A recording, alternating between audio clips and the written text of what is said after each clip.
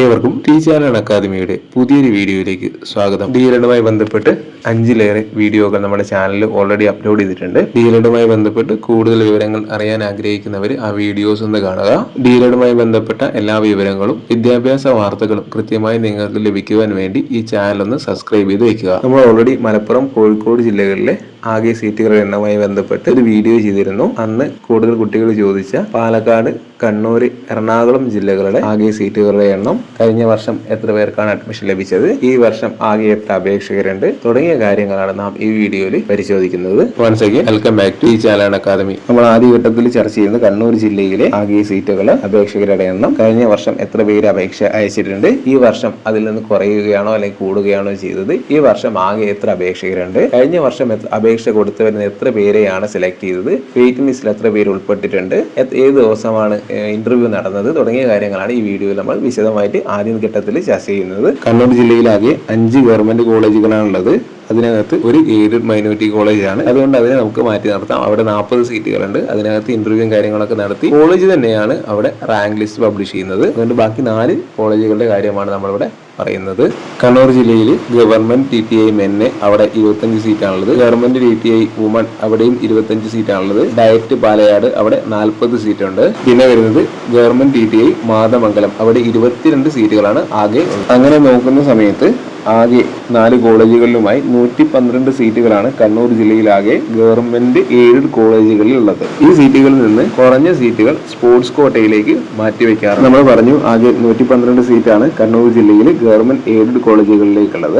അതിനകത്ത് എത്ര സീറ്റുകൾ സയൻസ് ലഭിക്കും, അതേപോലെ എത്ര സീറ്റുകൾ ഹ്യൂമാനിറ്റീസിന് ലഭിക്കും, എത്ര സീറ്റുകൾ കൊമേഴ്സിൽ ലഭിക്കും എന്നുള്ളത് നോക്കാം. നമ്മൾ ഓൾറെഡി DLEDന്റെ സീറ്റുകളുടെ വിതരണം 40% seat science, 20% seat commerce, 40% seat humanities എന്നുള്ള രീതിയിലാണ്. ആ ഒരു രീതിയിൽ നമ്മൾ കൺവേർട്ട് ചെയ്യുന്ന സമയത്ത് 45 സീറ്റുകൾ വീതം സയൻസ്, ഹ്യൂമാനിറ്റീസ് വിഷയങ്ങൾക്കും 22 സീറ്റ് കൊമേഴ്സിനും എന്നുള്ള രീതിയിലാണ് ഉണ്ടാവുക. ഇനി നമുക്ക് സെൽഫ് ഫിനാൻസ് കോളേജിന്റെ കേസ് നോക്കാം. കണ്ണൂരാകെ 5 സെൽഫ് ഫിനാൻസ് കോളേജുകളാണുള്ളത്. അതിൽ 2 കോളേജുകൾ 100 വീതം സീറ്റുകളുണ്ട്. അതിനാൽ ആകെ സീറ്റുകൾ 350 ആണ്. നമുക്കറിയാം ഈ സെൽഫ് ഫിനാൻസ് കോളേജുകളിൽ 50% സീറ്റുകൾ മാനേജ്മെന്റാണ് അഡ്മിഷൻ നടത്തുന്നത്. അതുകൊണ്ട് പകുതി സീറ്റുകൾ മാത്രമേ മെറിറ്റ് സീറ്റായിട്ട് ലഭിക്കുകയുള്ളൂ. അങ്ങനെ വരുമ്പോൾ 350ന്റെ പകുതി 175 സീറ്റുകളിലേക്കാണ് നമ്മൾ ഗവൺമെന്റ് ത്രൂ അപേക്ഷ നൽകുന്നത്. വീണ്ടും 40% സയൻസ്, 40% ഹ്യൂമാനിറ്റീസ്, 20% കൊമേഴ്സ് എന്നുള്ള രീതിയിലുള്ള ഡിവിഷൻ വരുന്നു. അങ്ങനെ ഡിവൈഡ് ചെയ്യുന്ന സമയത്ത് 70 സീറ്റ് സയൻസ്, ഹ്യൂമാനിറ്റീസ് വിഷയങ്ങൾക്കും 35 സീറ്റ് കൊമേഴ്സിനും എന്നുള്ള രീതിയിലാണ് ഉണ്ടാവുക. അങ്ങനെ നോക്കുന്ന സമയത്ത് ആകെ കണ്ണൂർ ജില്ലയിൽ 112 സീറ്റുകൾ ഗവൺമെന്റ് എയ്ഡഡ് മേഖലയിലും 175 സീറ്റുകൾ സെൽഫ് ഫിനാൻസ് മേഖലയിലും ഉണ്ടാവും. ആ 287 സീറ്റുകളിലേക്കാണ് ഓരോ വർഷവും കണ്ണൂർ ജില്ലയിൽ ഗവൺമെന്റ് ത്രൂ അഡ്മിഷൻ നടക്കുന്നത്. അത് ഗവൺമെന്റ് എയ്ഡഡ് സെൽഫ് ഫിനാൻസ് കോളേജുകളിലേക്കുള്ള ആകെ കണക്കാണ്. ഇങ്ങനെ ആകെയുള്ള 287 സീറ്റുകളിൽ 105 സയൻസ് പഠിച്ച കുട്ടികൾക്കും 105 ഹ്യൂമാനിറ്റീസ് പഠിച്ച കുട്ടികൾക്കും 57 കൊമേഴ്സ് പഠിച്ച കുട്ടികൾക്കും അഡ്മിഷൻ ലഭിക്കും. ഇനി നമുക്ക് കഴിഞ്ഞ വർഷം, അതായത് 2024-26 ബാച്ചിൽ എത്ര കുട്ടികൾ അപേക്ഷ നൽകിയിരുന്നു, അതിൽ എത്ര പേരെയാണ് എടുത്തത് എന്നുള്ളത് നമുക്ക് നോക്കാം. കഴിഞ്ഞ വർഷം ഗവൺമെന്റ് എയ്ഡഡ് സയൻസ് വിഭാഗത്തിൽ 320 പേരാണ് അപേക്ഷ നൽകിയത്. ഈ വർഷം അത് 204 കുറഞ്ഞിട്ടുണ്ട്. ഏകദേശം 120ഓളം കുട്ടികളുടെ കുറവ് ഈ വർഷം അപേക്ഷകരുടെ എണ്ണത്തിൽ കുറവുണ്ടായിട്ടുണ്ട്. ഗവൺമെന്റ് സയൻസിന്റെ കഴിഞ്ഞ വർഷം അപേക്ഷ നൽകിയ 320 പേരിൽ നിന്നും 38 പേരെയാണ്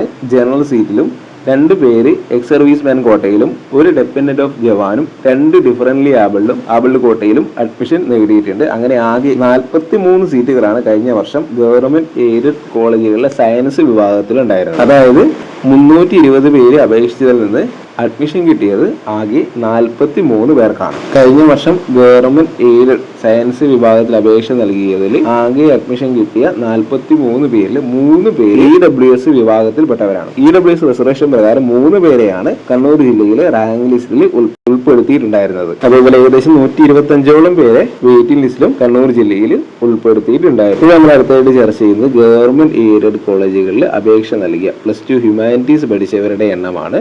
ഈ വർഷം കണ്ണൂർ ജില്ലയിൽ +2 ഹ്യൂമാനിറ്റീസ് പഠിച്ച 296 പേരാണ് അപേക്ഷ നൽകിയിരിക്കുന്നത്. കഴിഞ്ഞ വർഷം ഇതൊരു 540 ആയിരുന്നു. വലിയൊരു വ്യത്യാസം കണ്ണൂർ ജില്ലയിൽ ഗവൺമെന്റ് കോളേജുകളിലേക്ക് അപേക്ഷ കൊടുത്തവരുടെ എണ്ണത്തിൽ ഉണ്ടായിട്ടുണ്ട്. ഏകദേശം 200ഓളം അപേക്ഷകരുടെ കുറവ് കണ്ണൂർ ജില്ലയിൽ ഈ വർഷം ഗവൺമെന്റ് ഗവൺമെന്റ് എയ്ഡഡ് കോളേജുകളിലേക്കുള്ള അപേക്ഷയിൽ ഹ്യൂമാനിറ്റീസിന്റെ കേസിൽ ഉണ്ടായിട്ടുണ്ട്.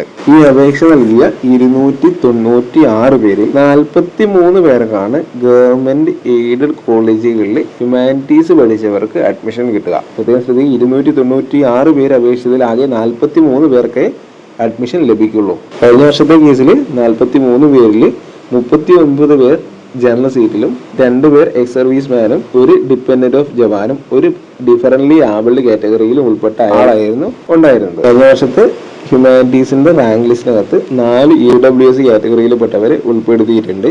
130ഓളം പേര് കണ്ണൂർ ജില്ലയിലെ ഗവൺമെന്റ് എയ്ഡഡ് വെയിറ്റിംഗ് ലിസ്റ്റിലും ഉൾപ്പെടുത്തിയിട്ടുണ്ടായിരുന്നു. നമ്മൾ അടുത്തത് ചർച്ച ചെയ്യുന്നത് കണ്ണൂർ ജില്ലയിലെ ഗവൺമെന്റ് എയ്ഡഡ് കോളേജുകളിലേക്ക് അപേക്ഷിച്ച +2 കൊമേഴ്സ് പഠിച്ച കുട്ടികളുടെ എണ്ണമാണ്. 2024-26 ബാച്ചിലേക്ക് കണ്ണൂർ ജില്ലയിൽ നിന്നും +2 കൊമേഴ്സ് പഠിച്ച 346 പേരാണ് അപേക്ഷ നൽകിയിരുന്നത്. എന്നാൽ ഈ വർഷം അത് 193 പേരായിട്ട് ചുരുങ്ങിയിട്ടുണ്ട്. ഏകദേശം ഒരു 150ഓളം പേരുടെ കുറവുണ്ടായിട്ടുണ്ട്. ഈ വർഷം അപേക്ഷ നൽകിയ 193 പേരിൽ നിന്ന് ആകെ സെലക്ട് ചെയ്യപ്പെടുന്ന 21 പേര് മാത്രമാണ്. 21 സീറ്റുകളാണ് കണ്ണൂർ ജില്ലയിൽ കൊമേഴ്സിന് വേണ്ടിയിട്ടുള്ളത്. കഴിഞ്ഞ വർഷം 18 സീറ്റുകൾ കോമൺ ആയും 2 seat ex serviceman 1 differently abled കാറ്റഗറിയിലുമായിരുന്നു കൊടുത്തിരുന്നത്. ഡിപ്പെൻഡന്റ് ഓഫ് ജവാൻ എന്നുള്ള കേസിൽ കഴിഞ്ഞ വർഷം ആരും ഇല്ലായിരുന്നു. കഴിഞ്ഞ വർഷം 21 പേർക്ക് അഡ്മിഷൻ ലഭിച്ചത് 2 EWS കാറ്റഗറി റിസർവേഷൻ പ്രകാരം ഉൾപ്പെട്ടവരാണ്. EWSന്റെ കേസ് പ്രത്യേകം പ്രതിപാദിക്കുന്നു പറഞ്ഞു കഴിഞ്ഞാൽ പലരും വീഡിയോയുടെ കമന്റ് ആയിട്ടും പേഴ്സണലായിട്ടും വന്ന് ചോദിക്കുന്ന ചോദ്യം എത്ര EWS കാറ്റഗറി റിസർവേഷൻ പ്രകാരം ഉൾപ്പെടുത്തിയിട്ടുണ്ട്. അതുകൊണ്ട് പ്രത്യേകം എടുത്ത്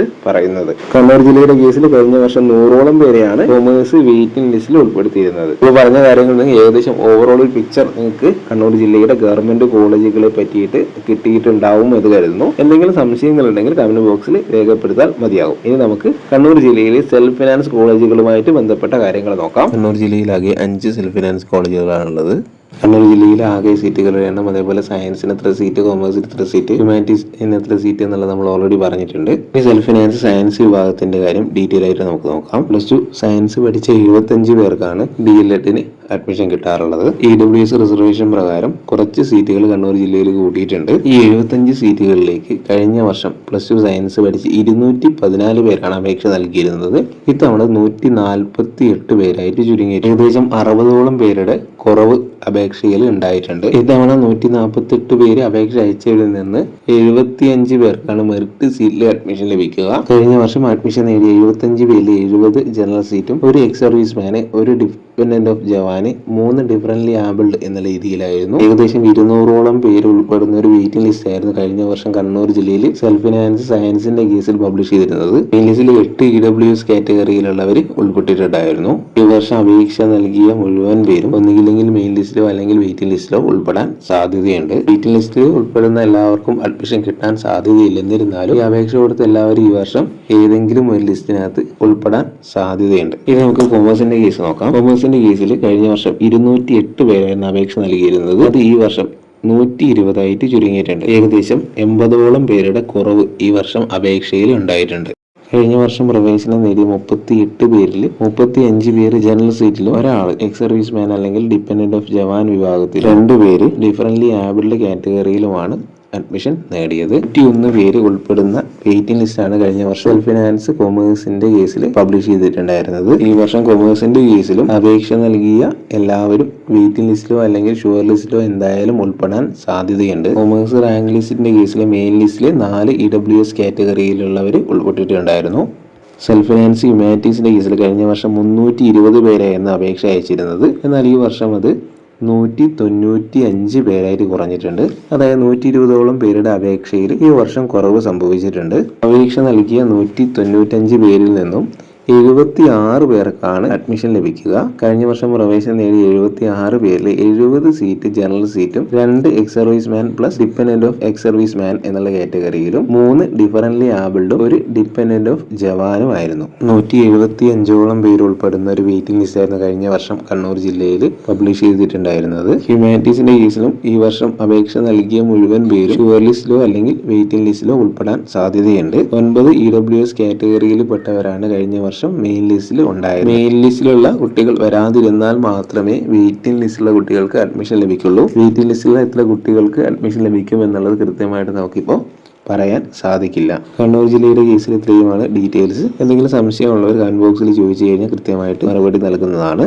ഇനി നമുക്ക് പാലക്കാടിന്റെ കാര്യങ്ങൾ നോക്കാം. പാലക്കാട് ജില്ലയിൽ ഗവൺമെന്റ് എയ്ഡഡ് മൈനോറിറ്റി ഉൾപ്പെടെ 7 കോളേജുകളാണുള്ളത്. അതിനകത്ത് 2 എയ്ഡഡ് മൈനോറിറ്റി ആയതുകൊണ്ട് ബാക്കിയുള്ള 5 കോളേജുകളുടെ സീറ്റുകളുടെ വിശദമായ കാര്യങ്ങൾ നമുക്ക് പരിശോധിക്കാം. നിങ്ങൾക്ക് സ്ക്രീനിൽ കാണാൻ കഴിയുന്നത് പാലക്കാട് ജില്ലയിലെ ആകെ ഗവൺമെന്റ് എയ്ഡഡ് മൈനോറിറ്റി കോളേജുകളുടെ പേര്, ആകെ സീറ്റുകളുടെ എണ്ണം എന്നിവയാണ്. ഇങ്ങനെ നമ്മൾ ആകെ നോക്കുന്ന സമയത്ത് 195 സീറ്റാണ് പാലക്കാട് ജില്ലയിൽ ആകെ ഉണ്ടാവുക. ഈ 195 സീറ്റിൽ ഒരു കോളേജിൽ പാലക്കാട് ചിറ്റൂരുള്ള ഗവൺമെന്റ് ഡിയിൽ 25 സീറ്റ് തമിഴ് മീഡിയം ആയതുകൊണ്ട് 195 സീറ്റിൽ നിന്ന് 25 സീറ്റ് കുറയുന്നതാണ്. ആകെ 175 സീറ്റിലേക്കാണ് ഒരു വർഷം ഗവൺമെന്റ് എയ്ഡഡ് കോളേജുകളിലേക്ക് അഡ്മിഷൻ നടക്കുക. 175 സീറ്റിൽ കുറഞ്ഞ സീറ്റുകൾ മാനേജ്മെന്റ് ആയിരിക്കും. അതുകൊണ്ട് ആ സീറ്റുകളുടെ എണ്ണവും ആകെ സീറ്റിൽ നിന്ന് കുറയുന്നതാണ്. പാലക്കാട് ജില്ലയിൽ +2 സയൻസ് പഠിച്ച 63 പേർക്കാണ് അഡ്മിഷൻ ലഭിക്കുക. കഴിഞ്ഞ വർഷത്തെ റാങ്ക് ലിസ്റ്റ് പരിശോധിക്കുന്ന സമയത്ത് 63 പേരാണ് റാങ്ക് ലിസ്റ്റിൽ ഉൾപ്പെട്ടിട്ടുള്ളത്, മെയിൻ ലിസ്റ്റിൽ ഉൾപ്പെട്ടിട്ടുള്ളത്. അതിനകത്ത് 52 പേര് ജനറൽ സീറ്റിൽ, 6 EWS റിസർവേഷൻ പ്രകാരവും, 2 ഡിപെൻഡന്റ് ഓഫ് എക്സ് മിലിറ്ററി കാറ്റഗറിയിലും അതേപോലെ 3 ഡിഫറൻറ്റ്ലി ആബിൾഡ് കാറ്റഗറിയിലും ഉണ്ടായിരുന്നു. എന്നാൽ ഇതിനകത്ത് ഡിഫറൻറ്റ്ലി ആബിൾഡ് കാറ്റഗറിയിലുള്ള അപേക്ഷകരില്ലെങ്കിലും അതേപോലെ ജവാൻ റിലേറ്റീവ് ഇല്ലെങ്കിലും ആ സീറ്റ് ഓപ്പൺ കാറ്റഗറിയിലേക്ക് പരിഗണിക്കാറുണ്ട്. പാലക്കാട് ജില്ലയിൽ 63 പേരടങ്ങിയ മെയിൻ ലിസ്റ്റും 250 പേരടങ്ങിയ വെയിറ്റിംഗ് ലിസ്റ്റും സപ്ലിമെന്ററി ലിസ്റ്റും പ്രസിദ്ധീകരിച്ചു. 250 പേരാണ് ആകെ വെയിറ്റിംഗ് ലിസ്റ്റിലും സപ്ലിമെന്ററി ലിസ്റ്റിലും കൂടെ ഉൾപ്പെട്ടിരുന്നത്. ഈ വർഷത്തെ പാലക്കാട് ജില്ലയിലെ അപേക്ഷ പരിശോധിക്കുന്ന സമയത്ത് 271 പേരാണ് പാലക്കാട് ജില്ലയിൽ ഗവൺമെന്റ് എയ്ഡഡ് കോളേജ് സയൻസിലേക്ക് അപേക്ഷ നൽകിയിട്ടുള്ളത്. പാലക്കാട് ജില്ലയുടെ കേസിൽ കഴിഞ്ഞ വർഷം അപേക്ഷ നൽകിയവരുടെ എണ്ണത്തിൽ നിന്ന് ചെറിയ കുറവുകൾ മാത്രമേ ഉണ്ടായിട്ടുള്ളൂ എന്നാണ് അറിയാൻ കഴിഞ്ഞത്. ഈ വർഷം അപേക്ഷ നൽകിയ 271 പേരിൽ നിന്നും 63 പേർക്ക് മാത്രമേ അഡ്മിഷൻ ലഭിക്കുകയുള്ളൂ. പാലക്കാട് ജില്ലയിൽ 33 പേർക്കാണ് ഗവൺമെന്റ് എയ്ഡഡ് കൊമേഴ്സ് വിഭാഗത്തിൽ അഡ്മിഷൻ കിട്ടുക. അതിനകത്ത് 26 പേര് ഓപ്പൺ മെറിറ്റ് സീറ്റിലും 4 EWS കാറ്റഗറി, 1 ഡിപെൻഡന്റ് ഓഫ് ജവാന്, 1 എക്സ് മിലിറ്ററി ഡിപെൻഡന്റ്, അതേപോലെ 1 ഡിഫറൻറ്റ്ലി ആബിൾഡ് കാറ്റഗറിയിലുള്ള ആളുമായിരുന്നു ഉൾപ്പെട്ടിട്ടുണ്ടായിരുന്നത്. 130ഓളം പേരടങ്ങിയ ഒരു വെയിറ്റിംഗ് ലിസ്റ്റും പാലക്കാട് ജില്ലയിൽ കഴിഞ്ഞ വർഷം പബ്ലിഷ് ചെയ്തിട്ടുണ്ടായിരുന്നു. അതായത് മെയിൻ ലിസ്റ്റും അതേപോലെ വെയിറ്റിംഗ് ലിസ്റ്റും ഉൾപ്പെടെ ഏകദേശം 160ഓളം പേര് റാങ്ക് ലിസ്റ്റിനകത്ത് ഉൾപ്പെട്ടിട്ടുണ്ടായിരുന്നു. ഈ വർഷം പാലക്കാട് ജില്ലയിൽ ഗവൺമെന്റ് എയ്ഡഡ് വിഭാഗം കൊമേഴ്സിലേക്ക് അപേക്ഷിച്ച് 233 പേരാണ്. അതിൽ നിന്ന് 33 പേർക്കാണ് അഡ്മിഷൻ ലഭിക്കുക. ഹ്യൂമാനിറ്റീസിന്റെ കേസിൽ പാലക്കാട് ജില്ലയിലാകെ 63 സീറ്റുകളാണുള്ളത്. കഴിഞ്ഞ വർഷം പാലക്കാട് ജില്ലയിൽ 63 സീറ്റിൽ 51 general seat, 6 EWS, 1 dependent of ജവാന്, 2 ഡിഫറൻറ്റ്ലി ആബിൾഡ് കാറ്റഗറി എന്നിവയായിരുന്നു. 3 സീറ്റ് എക്സ് മിലിറ്ററി ഡിപെൻഡന്റ് ഉണ്ടായിരുന്നെങ്കിലും അപേക്ഷകരില്ലാത്തതുകൊണ്ട് ഓപ്പൺ സീറ്റായിട്ടാണ് പരിഗണിച്ചത്. എക്സ് മിലിറ്ററിക്കാർ അപേക്ഷകരായിട്ടുള്ള ഓപ്പൺ മെറിറ്റ് സീറ്റിലേക്ക് പരിഗണിക്കും.